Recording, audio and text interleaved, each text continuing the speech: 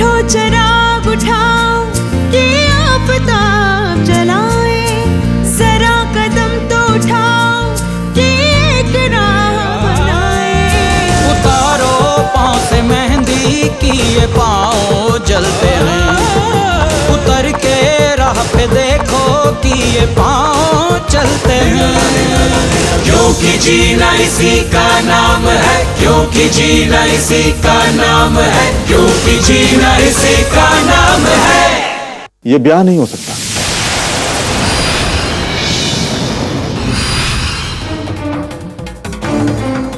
जी, ये ब्याह नहीं हो सकता?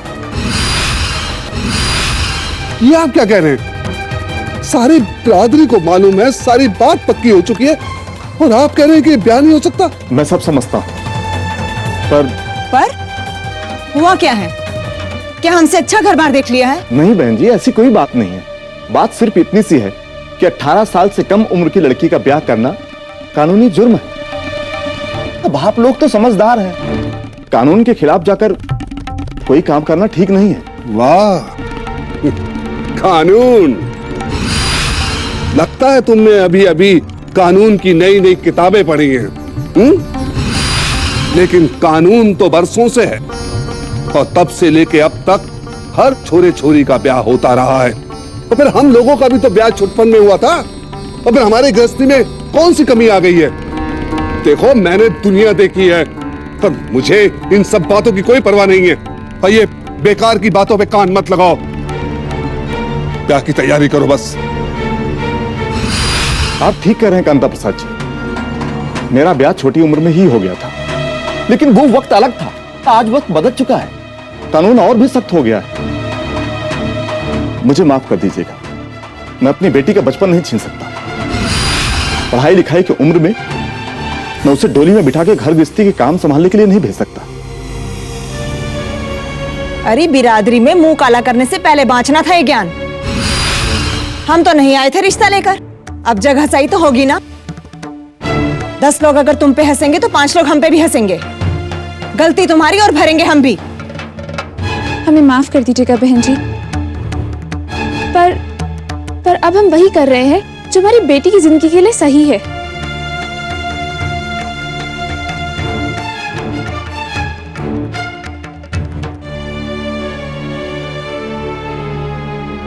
मैं तुमसे भी माफी मांगती हूँ बेटा, पर क्या तुम आगे और पढ़ना नहीं चाहते? क्या तुम अपने ब्याह से पहले अपने पैरों पे खड़े नहीं होना चाहते, जिससे तुम अपने साथी की पूरी जिम्मेदारी उठा सको? जी। मुझे एक बात बताओ बेटा, क्या तुम सच्ची में इतनी छोटी उम्र में ब्याह करना चाहते हो?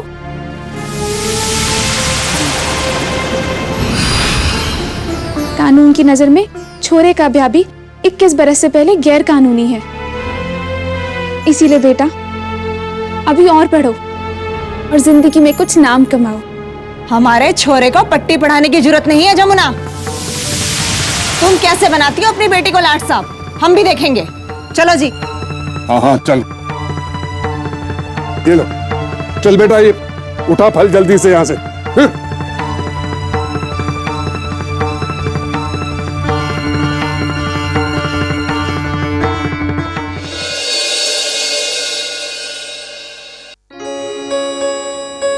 लगी तो नहीं?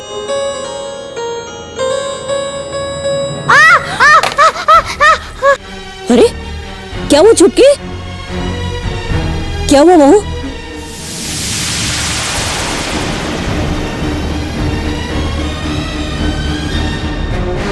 छुटकी मैं फिर से कर देती हूँ। नहीं,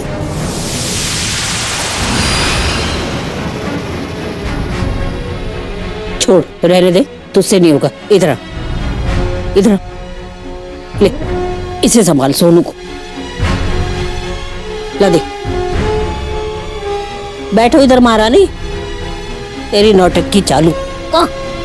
अरे बात बात में तू आसमान सर पे उठा लेती है। दुखता है अम्मा। अच्छा अब नहीं दुखेगा, आराम से करूंगी, ठीक है? शोर मत मचा।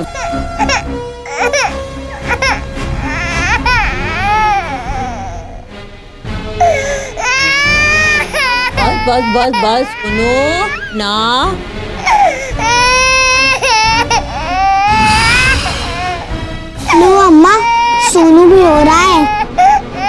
उसे भी पता चल गया कि हमारी माँ सौतेली माँ है।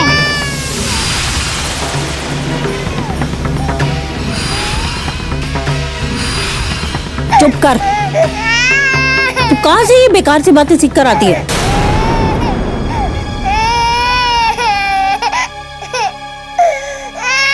नहीं चुप हो रहा? ला दे, मुझे दे, इधर दे। आधी रह गई, ला दे। आज आज आज आज मेरे बच्चे, बस बस बस बस, क्या बात है?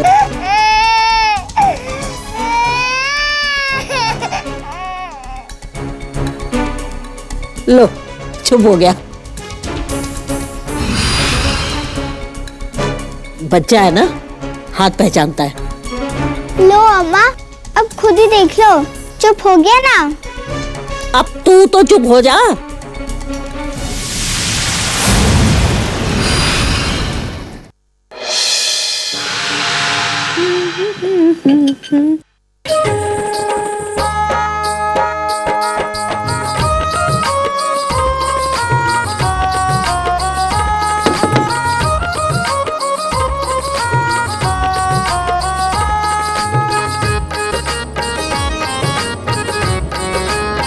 क्या पढ़ रहे हैं आप?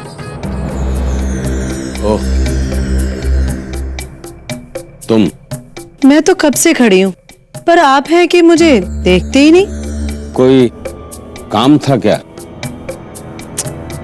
काम से तो मैं पूरे घर में डोलती रहती हूँ, बस आपसे मैं बिना काम के ही मिलने आती हूँ। कहने का मतलब था कि दिल की दो चार बातें करने, कुछ सुनने, कुछ सुनाने। बोलो, क्या कहना है? सब कुछ क्या बोलकर ही बताना पड़ता है? अब आपको किताबें पढ़ने का बहुत शौक है ना? हाँ, सारी जिंदगी पढ़ना और पढ़ाना ही हुआ है ना, इसलिए। और क्या क्या शौक है आपके?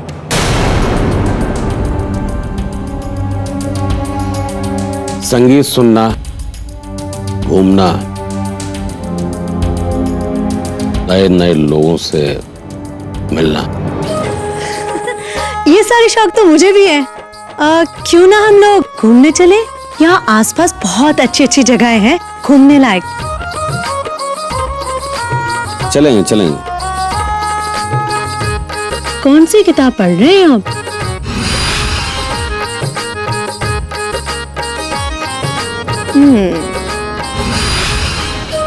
शरद चंद्र। इनका नाम सुना है तुमने? कभी पढ़ा है तुमने? देवदास।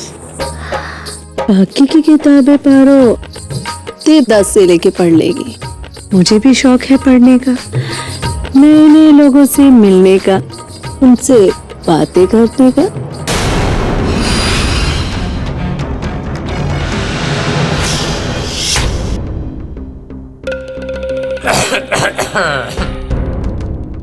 वो माफ करना प्रोफेसर साहब, मैं गलत वक्त पे आ गया हूँ थोड़ा सा। तुम ना हमेशा ही गलत वक्त पे आते हो। अब बोलो। वो साहब से थोड़ा मशवरा करना था, इसलिए। बाद में नहीं आ सकते थे? अभी आना जरूरी था? अब जाओ यहाँ से। हाँ हाँ हाँ हाँ, ठीक है ठीक है ठीक है।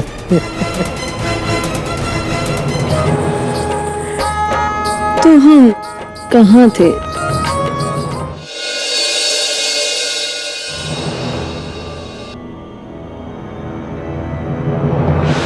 अरे नई माँ को अपना नाम बताओ। चुटकी, कुछ और बना दो।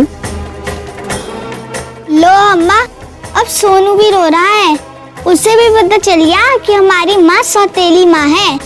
सौतेली माँ है, सौतेली माँ है। कला जी, क्या हुआ तुझे? तू रो क्यों रही है? जी कुछ नहीं, मैं बस ठीक हूँ।